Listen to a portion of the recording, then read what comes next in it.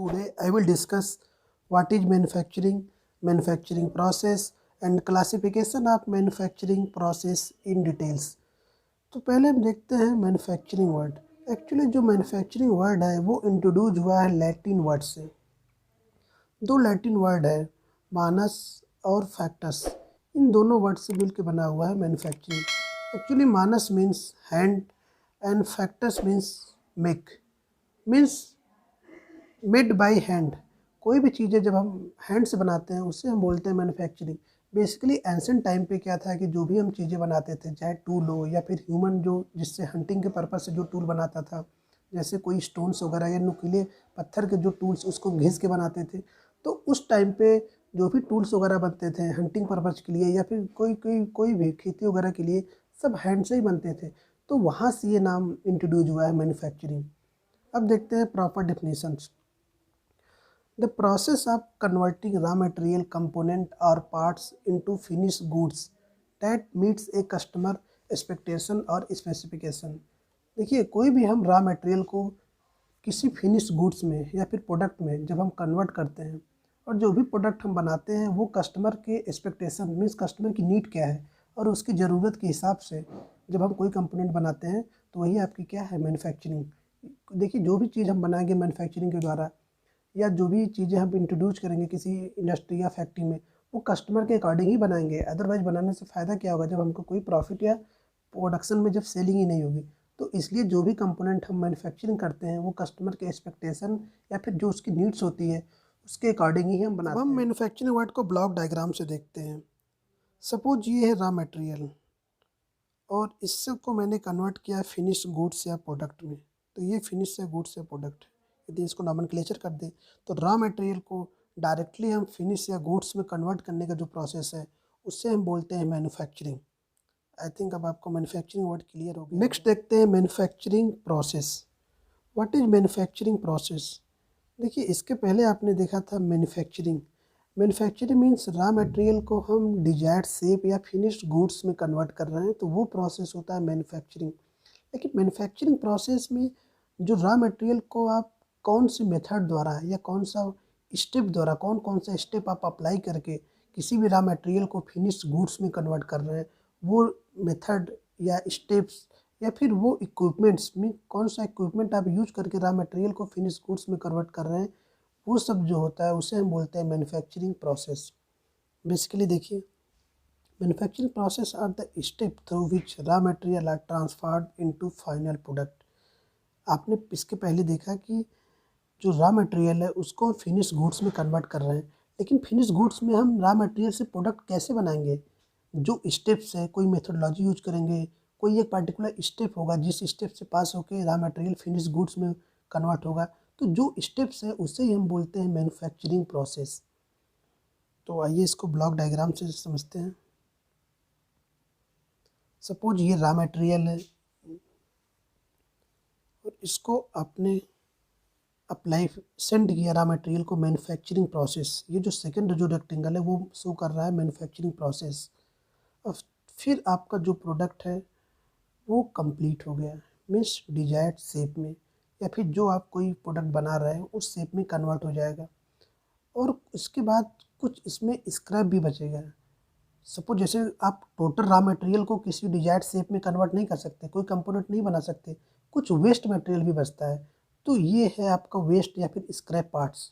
अब जो बीच का जो मैकेनिज्म है रॉ मटेरियल और प्रोडक्ट के बीच में जितने प्रोसेस होते हैं उससे हम बोलते हैं मैन्युफैक्चरिंग प्रोसेस। अभी कौन कौन से स्टेप या मेथडोलॉजी हम यूज करते हैं तो उसको हम देखते हैं। जो फर्स्ट स्टेप इसमें यूज होता है, कोई भी रॉ मटेरियल को हम पहले शेपिंग करते हैं। मीन्स आप सपोज कोई भी कंपोनेंट आपको बनाना है तो पहले हम रॉ मटेरियल को उस कंपोनेंट का डिजायर्ड शेप देंगे। क्लियर है कि नहीं? सेकेंड स्टेप में आप क्या करेंगे, जब आपको उस कंपोनेंट को आपने एक डिजायर्ड शेप दे दिया, फिर उसमें जो एक्सेस मटेरियल होगा उसको आप रिमूव करेंगे with the help of machining process. तो सेकेंड जो आपका रॉ मटेरियल होगा वो पास होगा मशीनिंग प्रोसेस। क्लियर है कि नहीं? थर्ड जो आपका रॉ मटेरियल है वो पास होगा फार्मिंग प्रोसेस से। फार्मिंग भी एक तरीके का शेपिंग प्रोसेस ही है। देखिए, शेपिंग मीन्स कि जो भी डिजायर्ड शेप आप बना रहे हैं कोई भी कंपोनेंट, सपोज आप कनेक्टिंग रॉड बना रहे हैं रॉ मटेरियल से, तो पहले आप कनेक्टिंग रॉड का एक शेप देंगे। जब शेप दे देंगे, मशीनिंग प्रोसेस में क्या करेंगे, जो एक्सेस मटेरियल उसके सरफेस पे उसको आप रिमूव करेंगे। क्लियर है कि नहीं। फार्मिंग प्रोसेस में, फार्मिंग प्रोसेस होता है बेसिकली जैसे हीट या कंप्रेशन या फोर्स वगैरह लगा के जब हम शेप में कन्वर्ट करते हैं, इसको हम इंडिविजुअली डिस्कस करेंगे। पहले आप यहाँ पे केवल मैन्युफैक्चरिंग प्रोसेस के प्रॉपर डिफिनीशंस को समझ लीजिए। नेक्स्ट स्टेप होता है, उसको हम क्या करते हैं, जब कंपोनेंट बन जाएगा तो उसको हम हर पार्ट्स को ज्वाइन करेंगे, असेंबल करेंगे, उसे हम बोलते हैं असेंबलिंग प्रोसेस। और जो फाइनल आपका जो लास्ट मैन्युफैक्चरिंग प्रोसेस का जो स्टेप है वो है फिनिश गुड्स या फिर सरफेस फिनिश। जो भी प्रोडक्ट आपने बना लिया उसके सरफेस को हम बिल्कुल स्मूथ करेंगे या क्लीन करेंगे, जिससे कि उस सरफेस पे कोई इरेगुलरिटीज या रफनेस हो वो क्लीन हो जाए। तो आई थिंक आपको दोनों वर्ड क्लियर हो गया होगा कि what is manufacturing, manufacturing process. देखिए मैन्युफैक्चरिंग मीन्स रॉ मटेरियल को आप किसी प्रोडक्ट या फिर डिजायर्ड शेप में कन्वर्ट कर दे रहे हैं। क्लियर है कि नहीं, वो होता है मैन्युफैक्चरिंग। लेकिन मैन्युफैक्चरिंग प्रोसेस मीन्स कि जो रॉ मटेरियल किस स्टेप से या किस कौन कौन से मशीन से पास हो रहा है, जो कि फाइनल प्रोडक्ट तब जाके बन रहा है। तो जो मशीन या इक्विपमेंट या मैन या फिर लेबर जो जो आपने यूज किया है, यदि सबको कंसिडर करेंगे तो उसको हम बोलते हैं मैन्युफैक्चरिंग प्रोसेस। अब आपको मैन्युफैक्चरिंग और मैन्युफैक्चरिंग प्रोसेस दोनों term classification of manufacturing process. अब देखते हैं कि कौन कौन से क्लासिफिकेशन है। जैसे कि आपको प्रीवियस में ही बताया था, इसका क्लासिफिकेशन आपने देखा था। जो मैन्युफैक्चरिंग प्रोसेस का क्लासिफिकेशन है, जैसे शेपिंग, मशीनिंग, फॉर्मिंग, असेंबली और सरफेस फिनिश। अब इसको हम डिटेल्स में देखेंगे कि कौन कौन से इसमें क्लासिफिकेशन होते हैं। देखिए क्लासिफिकेशन से पहले हम थोड़ा सा मटेरियल पे देख लेते हैं। जो आप रॉ मटेरियल जिसको हम बोल रहे हैं, जो आप मार्केट से परचेज करते हैं, वो बेसिकली आता कहाँ से। देखिए जो रॉ मटेरियल है, जब आप ज़मीन से या फिर जब आप खुदाई वगैरह करते हैं, जो मटेरियल सपोज जैसे आयरन है, जब आप खुदाई करते हैं तो जो आयरन जो ग्राउंड से मिलता है वो ओर के फॉर्म में होता है। क्लियर है कि नहीं। जैसे जो कुछ आयरन के ओर हो गए, जैसे हीमेटाइट हो गया या फिर मैग्नेटाइट हो गए, तो ये आयरन जो ग्राउंड से आप ऑब्टेन करते हैं तो ये ओर के फॉर्म होते हैं। इस ओर में बहुत सारी इम्प्योरिटी भी होती है। तब हम ओर को ब्लास्ट फर्नेस में या कोई भी फर्नेस में ले जाते हैं, इसको मेल्ट करते हैं। क्लियर है कि नहीं। जब आप किसी मटेरियल को मेल्ट करते हैं, जब वो मेल्टिंग या लिक्विड स्टेट में होता है तो उसे हम बोलते हैं मोल्टन मेटल। तो जब आयरन को जब आप मेल्ट करते हैं, जो कि ग्राउंड से निकलता है, और को जब आप मेल्ट करेंगे तो जो उसमें इम्प्योरिटी होती है, उस इम्प्योरिटी को हम उससे निकाल देते हैं उस ब्लास्ट फर्नेस में मेल्टिंग कंडीशन में। या तो इम्प्योरिटी अपर सरफेस पे आएगी या लोअर सरफेस पे, तो उसको हम एक्सट्रैक्ट कर लेते हैं। एक्सट्रैक्ट करने के बाद जो प्योर फॉर्म में जो आयरन होता है, उस आयरन को हम सॉलिडिफाई करते हैं, जिसको कि बिलेट के फॉर्म में या स्लैब के फॉर्म में या राड के फॉर्म में उसको हम सॉलिडिफाई करते हैं। यही बिलेट, स्लैब या राड फॉर्म मार्केट में बिकता है। तो जो रॉ मटेरियल जो हम परचेज करते हैं वो या तो बिलेट फार्म में होता है या स्लैब फार्म में होता है या रॉड फार्म में होता है। अब देखिए बिलेट क्या है, स्लैब क्या है, ये रॉड क्या है, आप डायग्राम पे देख सकते हैं स्क्रीन पे। जो ये कि आपको कैसा दिख रहा है, स्लैब का फॉर्म है, और ये इस टाइप में कैसा है, रॉड का फॉर्म है। यही तीनों फॉर्म में मटेरियल मार्केट में मिलता है और उसको हम परचेज करके इंडस्ट्री में इसी पे मैन्युफैक्चरिंग प्रोसेस हम कंटिन्यू करते हैं। अब देखते हैं क्लासिफिकेशन। जो फर्स्ट क्लासिफिकेशन है, प्राइमरी और शेपिंग प्रोसेस। देखिए प्राइमरी और शेपिंग प्रोसेस मीन्स जो रॉ मटेरियल हम मार्केट से परचेज करके लाते हैं, अब उससे सपोज जो भी कंपोनेंट बनाना है, सपोज हमको फोर व्हीलर का व्हील का रिम बनाना है, तो उस रॉ मटेरियल को उस रिम में कन्वर्ट करेंगे, मीन्स उसी शेप में कन्वर्ट करेंगे। तो जो फर्स्ट स्टेप होता है किसी मैन्युफैक्चरिंग में, हमको जो प्रोडक्ट बनाना है उसमें रॉ मटेरियल को हम कन्वर्ट करते हैं, मीन्स वही शेप हम प्रोवाइड करते हैं। क्लियर है कि नहीं। जैसे देखिए, to convert the raw material into desired shape, उसी शेप में कन्वर्ट करने का जो प्रोसेस है वो शेपिंग प्रोसेस है। अब देखिए जो शेपिंग प्रोसेस के जो मेथड्स हैं, जैसे सम का इम्पॉर्टेंट जो प्राइमरी शेपिंग जो प्रोसेस है, जैसे देखिए फर्स्ट है कास्टिंग मेथड। देखिए कास्टिंग क्या है, कास्टिंग मीन्स कि जो आप रॉ मटेरियल मार्केट से परचेज करके लाए हैं उसको हम मेल्ट करेंगे, दोबारा रीमेल्ट करेंगे, और कुछ प्रॉपर्टी यदि इम्प्रूव करना है उसका तो हम उसमें कुछ मीन्स कुछ मटेरियल को और मिलाएंगे। मिलाने के बाद हम उसको किसी डिजायर्ड शेप में या कि रिप्लिका में जब हम उसको रखेंगे तो उसी शेप में या रिम के फॉर्म में कन्वर्ट हो जाएगा। तो ये प्रोसेस होता है कास्टिंग। आगे हम डिस्कस करेंगे कि कास्टिंग प्रोसेस क्या है, तो डिटेल्स में आपको वहाँ पे चीज़ें क्लियर हो जाएगी। तो जो प्राइमरी शेपिंग प्रोसेस कुछ है, जैसे कास्टिंग हो गया, नेक्स्ट है पाउडर मेटलर्जी, क्लियर है कि नहीं, और फॉर्जिंग, ये सब प्रोसेस होते हैं कि शेपिंग प्रोवाइड करने के लिए, कि कोई जो जो भी प्रोडक्ट हमको डिज़ाइन करना है और उसको रॉ मटेरियल से उस पर्टिकुलर शेप में कन्वर्ट करने के लिए। थोड़ा सा ब्लॉक डायग्राम देख लेते हैं। सपोज जैसे ये रॉ मटेरियल है और इस रॉ मटेरियल को हमने एक पर्टिकुलर सपोज सिलेंड्रिकल ब्लॉक बनाना है, तो इस ब्लॉक में हमने इसको कन्वर्ट कर दिया। अब आप देख रहे होंगे ब्लॉक के बॉटम पे या लेफ़्ट राइट कुछ इसमें अनवांटेड मटेरियल है। ये अनवांटेड मटेरियल क्या है, उसको हम आगे मशीनिंग प्रोसेस में डिस्कस करेंगे। तो आई थिंक प्राइमरी और शेपिंग प्रोसेस आपको क्लियर हो गया होगा। सेकंड है सेकेंडरी और मशीनिंग प्रोसेस। अब देखिए, जब जब आपने फर्स्ट देखा था शेपिंग प्रोसेस में, जब आप रॉ मटेरियल को किसी डिजायर्ड शेप में कन्वर्ट कर रहे थे, तो कुछ एक्सेस मटेरियल उसके सरफेस पे बचा रह जाता था। उसी एक्सेस मटेरियल को रिमूव करने का जो प्रोसेस है वो मशीनिंग प्रोसेस है। इसका डिफिनीशन देखते हैं। After primary process the product have unwanted material on surface. The process of removing unwanted material from the work piece to produce required shape is called machining. Clear है कि नहीं? जब raw material से हम किसी desired shape को convert करते हैं मटेरियल को, सपोज जैसे ये डायग्राम देखिए, आपने क्या किया, इस प्रोडक्ट को डिजायर्ड शेप में कन्वर्ट कर दिया, जैसे प्रोडक्ट को देखिए, लेकिन कुछ इसमें देखिए लेफ्ट और राइट बॉटम पे कुछ क्या है, अनवांटेड मटेरियल भी स्टिक है। तो हमको जो रिक्वायर्ड डायमेंशन चाहिए वो ये नहीं है। अब सेकेंड स्टेप में जो एक्सेस मटेरियल है इसके लेफ्ट साइड या राइट साइड या बॉटम पे, उसको रिमूव करके इसको रिक्वायर्ड शेप या डायमेंशंस में कन्वर्ट करने का जो प्रोसेस है उसे हम बोलते हैं मशीनिंग प्रोसेस। क्लियर है कि नहीं? अब सब कॉमन मशीनिंग प्रोसेस उसको देख लेते हैं। जैसे फर्स्ट है टर्निंग।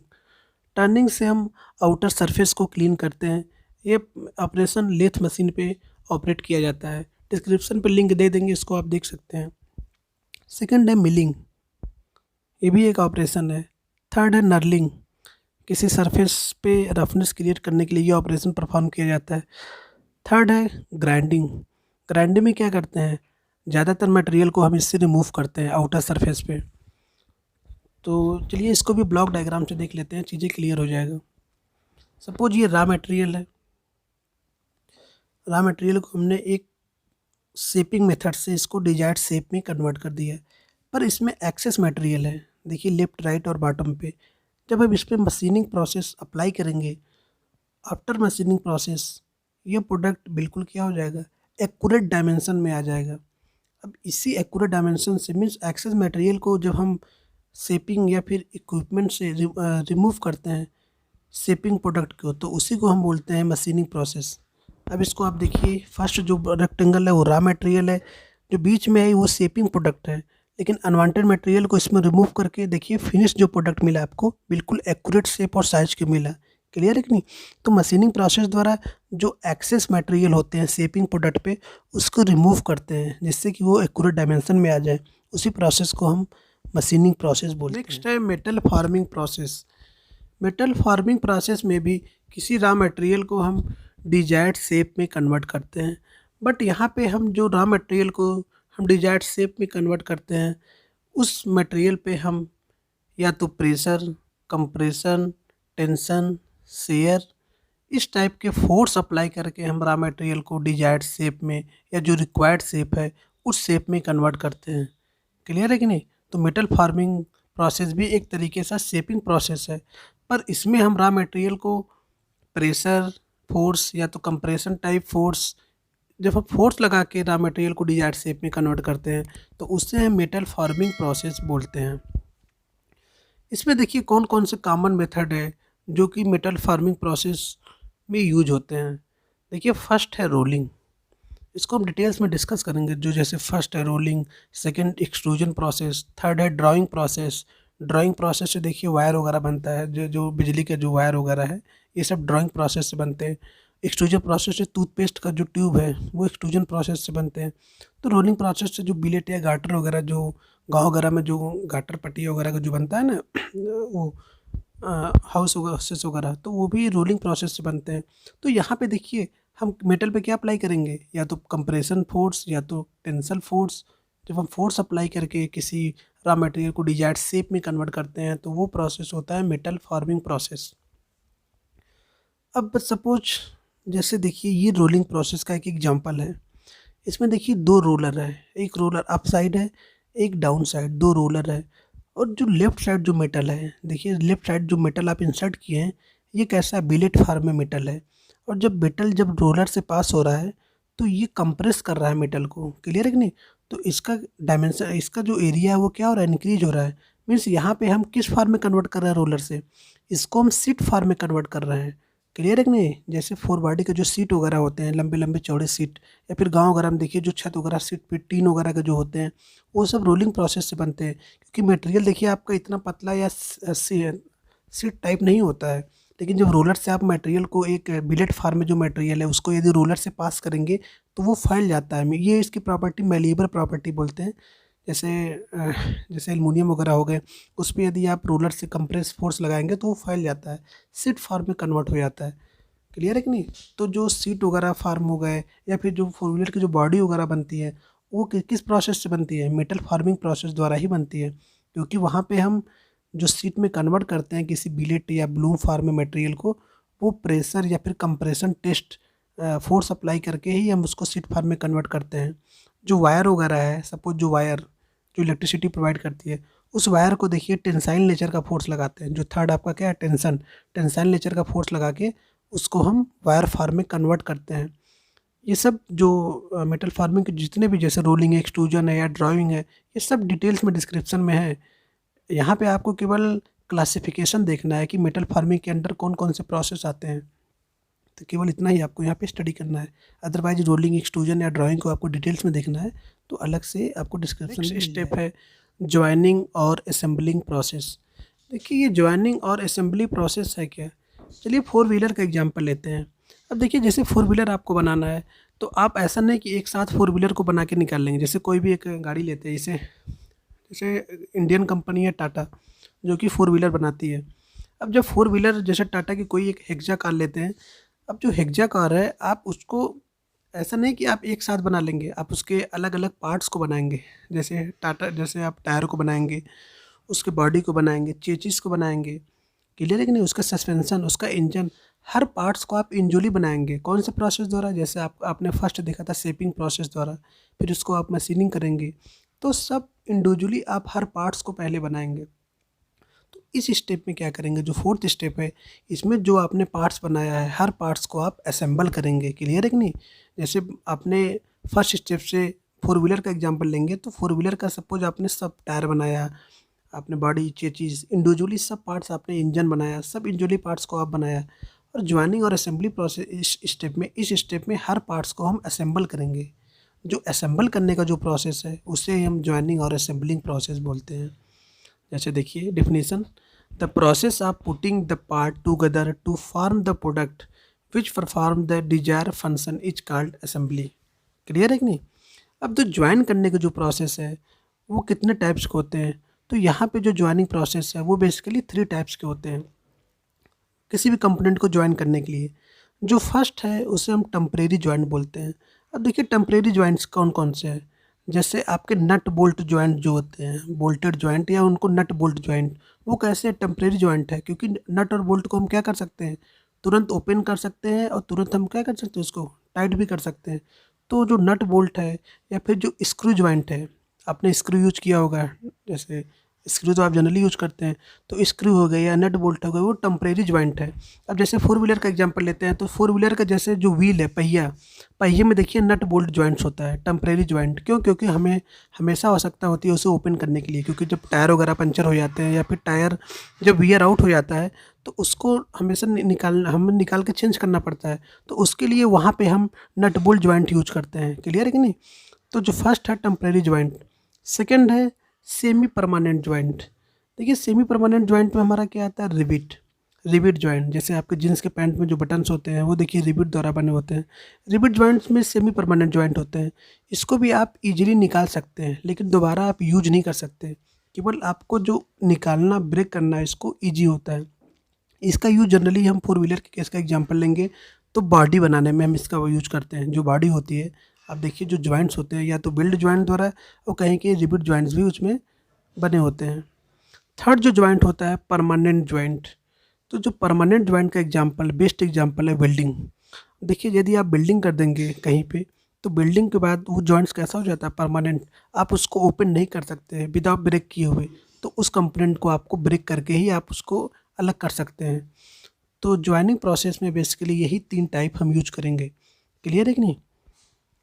अब देखिए जैसे नेक्स्ट देखते हैं कि जैसे ये एग्जांपल लीजिए फोर व्हीलर का। ये देखिए फोर व्हीलर है, इसमें क्या क्या है, इसके देखिए फोर व्हीलर के हर एक पार्ट्स इंडोली पार्ट्स हैं। जैसे देखिए बॉडी अलग है, इसके फोर जो चारों व्हील्स है वो भी अलग है, सीट अलग है, जो गेट है गेट अलग है। आगे देखिए जो इंजन के जो हर एक इंडिविजुअली पार्ट्स है वो सब आपको देखिए इंडिविजुअली पार्ट्स बना हुआ है। तो जब हम मैन्युफैक्चरिंग करते हैं किसी इंडस्ट्री में किसी फोर व्हीलर का, तो हर पार्ट्स को हम बनाते हैं इंडिविजुअली। ऐसा नहीं कि फोर व्हीलर आप एक ही बार में फोर व्हीलर बना देंगे, नहीं। हर पार्ट्स को पहले हम बनाते हैं, फिर उसको लाइन में असेंबल करते हैं। सपोज एक लाइन, एक जगह व्हील लगेगा, एक जगह चेचिस लगाते हैं, फिर बॉडी लगाते हैं, उसके बाद गेट लगाते हैं, तो इंजन फिर एक जगह फिट करते हैं। तो हर पार्ट्स को हम क्या करते हैं उसमें असेंबल करते हैं। और जब हम इस जैसे देखिए इसमें इस डायग्राम में, तो जो इसके पार्ट्स को हम असेंबल करेंगे वहाँ पे हम यही तीनों मेथड यूज करते हैं। या तो टेम्परेरी जॉइंट्स मिलेगा आपको, या तो सेमी परमानेंट मिलेगा, या परमानेंट जॉइंट मिलेगा। क्लियर है कि नहीं? तो यहाँ पे इसका हम अप्लीकेशन करते हैं। और जब हम पार्ट्स को ज्वाइन कर देते हैं तो फाइनल जो आपको प्रोडक्ट मिलता है, तो इस तरीके से ये आपकी कार, इस तरीके से आप कार आपको कंप्लीट मिलता है। तो इंडस्ट्री में हम मैन्युफैक्चरिंग के ड्यूरिंग मैन्युफैक्चरिंग हम एक पर्टिकुलर कंपोनेंट्स को बनाते हैं, और उसको जब इंडिविजुअली बना के जब हम ज्वाइन करते हैं, उसी प्रोसेस को हम क्या बोलते हैं, ज्वाइन और असेंबली प्रोसेस। और ये जो कार दिख रही है ये टाटा की कार है, एक्सा कार, काफ़ी फेमस ब्रांड है टाटा। लास्ट स्टेप है मेटल फिनिशिंग प्रोसेस या सरफेस फिनिशिंग प्रोसेस। देखिए सरफेस फिनिशिंग प्रोसेस में क्या करते हैं, जब कंपोनेंट आपका बन जाता है तो उसमें बिल्कुल स्मूथनेस लाने के लिए, सपोज इसमें कोई भी इरेगुलरिटीज या थोड़ा सा भी रफनेस ना हो, बिल्कुल टच करने में स्मूथनेस हो, उस प्रोसेस को क्या बोलते हैं, सरफेस फिनिशिंग प्रोसेस। सपोज आप जब कंपोनेंट को बनाते हैं, जैसे फोर व्हीलर का ही लीजिए, जब बॉडी वगैरह जब आपकी कंप्लीट हो जाती है, तो पेंट को हम पोतने, उस पर पेंट अप्लाई करने से पहले हम क्या करते हैं, आप देखिए रफ पेपर से हम उसको क्लीन करते हैं अच्छे से। क्लियर है कि नहीं? अच्छे से क्लीन करते हैं जिससे कि उस पर जो सरफेस है बिल्कुल स्मूथ हो जाए। तो वही स्मूथनेस जो प्रोसेस है वही सरफेस फिनिशिंग प्रोसेस है। डेफिनेशन देखते हैं, any process that alter the surface of material for aesthetic और फंक्शनल पर्पज। क्लियर है कि नहीं? सुंदरता के लिए जो हम उसमें फिनिशिंग करते हैं वही प्रोसेस आपका क्या है, सुपर फिनिशिंग प्रोसेस। अब देखिए जब हम सुपर फिनिशिंग प्रोसेस करते हैं तो उसमें जो भी आपका कंपोनेंट है या फिर जो जॉब है जब या फिर वर्कपीस है, उसका डायमेंशन चेंज नहीं होगा। क्योंकि ये देखिए इसमें जो मटेरियल का रिमूवल होता है किसी सरफेस से, वो माइक्रोन में होता है, बिल्कुल माइन्यूर में, तो उससे डायमेंशन में चेंज नहीं आता। सपोज जैसे आपका कोई रेक्टेंगुलर कोई वो है, जैसे ये रेक्टेंगुलर कोई ब्लॉक है, 10 इंच डायमीटर उसका है, तो रफनेस जब आप सरफेस फिनिशिंग प्रोसेस उस पर अप्लाई करेंगे तो उसके डायमेंशन में चेंजेस नहीं आएगा। ऐसा नहीं कि डायमेंशन 10 से 9 हो जाएगा, नहीं, ऐसा नहीं होगा। बहुत ही स्मॉल अमाउंट में मटेरियल रिमूव करता है सरफेस फिनिशिंग प्रोसेस से, जिससे कि वो सरफेस कैसा हो जाए, बिल्कुल स्मूथ हो जाए। क्लियर है कि नहीं? आपको सरफेस फिनिशिंग प्रोसेस में और मशीनिंग प्रोसेस जो सेकंड था उसमें कंफ्यूज नहीं होना है। देखिए मशीनिंग प्रोसेस में हम एक्सेस मटेरियल को, अनवांटेड मटेरियल को रिमूव करते थे। यहाँ भी हम अनवांटेड मटेरियल को रिमूव करते हैं, लेकिन जो पर्पज होता है यहाँ पे बहुत स्मॉल अमाउंट में रिमूव करते हैं, जिससे क्योंकि जो सरफेस की जो फिनिशिंग है वो एक्यूरेट आ जाए। में कह सकते हैं कि एक्यूरेट डायमेंशन में आ जाए, या फिर कह सकते हैं कि बिल्कुल स्मूथ हो जाए, टच करने पे कैसा फील हो आपको। जैसे फोर व्हीलर वगैरह देखिए जब बॉडी टच करते हैं बिल्कुल स्मूथनेस फील होती है। क्यों? क्योंकि उसको सरफेस फिनिशिंग द्वारा एकदम जहाँ भी इरेगुलरिटीज, स्मॉल अमाउंट में भी इरेगुलरिटीज होता है उसको हम रिमूव कर देते हैं। तो क्लियर है? अब कुछ कॉमन सरफेस फिनिशिंग प्रोसेस है, जैसे जो फर्स्ट है हॉर्निंग प्रोसेस। इससे हम इंटरनल डायमीटर या एक्सटर्नल, जैसे पिस्टन सिलेंडर, जो सिलेंडर होता है, सिलेंडर को हम क्लीन करने के लिए जनरली हर्निंग प्रोसेस का यूज करते हैं। या फिर किसी सरफेस को स्मूथनेस, मिस माइक्रोन लेवल पे हम स्मूथनेस प्रोवाइड करने के लिए, इसमें जो मटेरियल का रिमूव होता है वो माइक्रोन लेवल पे होता है। सेकेंड है लैपिंग। लैपिंग भी एक तरीके से सरफेस फिनिशिंग प्रोसेस है। ये हम इंडिविजुअली इसको हम डिस्कस करेंगे, लेकिन यहाँ पे आपको केवल क्या करना है, नाम इसमें जानना है सरफेस फिनिशिंग प्रोसेस कौन कौन से। थर्ड है पॉलिशिंग। ये भी सरफेस फिनिशिंग प्रोसेस है। फोर्थ है ग्राइंडिंग। ग्राइंडिंग तो आपने जनरली देखा होगा, ग्राइंडिंग मशीन, इससे हम मटेरियल को रिमूव करते हैं। इससे हम एक्सेस फार्म में भी और स्मॉल अमाउंट में भी मटेरियल, इसलिए हम इसको दोनों फार्म में हम मटेरियल इससे रिमूव करते हैं, इसलिए यहाँ पे भी यूज हुआ है और मशीनिंग प्रोसेस में भी इसका यूज होता है। तो इस तरीके से जो मैन्युफैक्चरिंग प्रोसेस के जो क्लासिफिकेशन थे 5, आई थिंक अब आपको टोटल डिस्कस हो गए होंगे। इसमें फर्स्ट होता है शेपिंग, किसी भी प्रोडक्ट को हम शेपिंग में कन्वर्ट करते हैं, शेप में उसी शेप में बनाते हैं। सेकंड, एक्सेस मटेरियल को रिमूव करते हैं with the help of machining process. Third है अनदर प्रोसेस है शेपिंग का, जिसे हम मेटल फार्मिंग प्रोसेस बोलते हैं। फोर्थ क्या करते हैं हम, जॉइनिंग प्रोसेस और असेंबलिंग प्रोसेस है, सब कंपोनेंट को असेंबल कर देते हैं। और फिफ्थ प्रोसेस है सरफेस फिनिशिंग प्रोसेस। अब देखिए जो सरफेस फिनिशिंग प्रोसेस है, ये ऐसा नहीं है कि आप लास्ट में अप्लाई करेंगे किसी उसमें इंडस्ट्री में। आप देखिए, या तो जॉइनिंग प्रोसेस से पहले भी हर इंडिविजुअली पार्ट्स को आप सरफेस फिनिशिंग कर सकते हैं। क्लियर है कि नहीं? अब ऐसा नहीं है कि ये जो लास्ट में इसको अप्लाई करेंगे, नहीं, आप असेंबली से पहले भी कर सकते हैं और असेंबली के बाद भी इस ऑपरेशन को अप्लाई कर सकते हैं उस कंपोनेंट पे। वो डिपेंड्स करता है कि कंपोनेंट का नेचर कैसा है, स्मॉल साइज़ में है या फिर बिग साइज़ में है, तो उसी पार्ट्स के अकॉर्डिंग हम इस सभी जो प्रोसेस है उसको हम उस कंपोनेंट पे या वर्क पीस पे या फिर जॉब पे अप्लाई करते हैं। Thank you.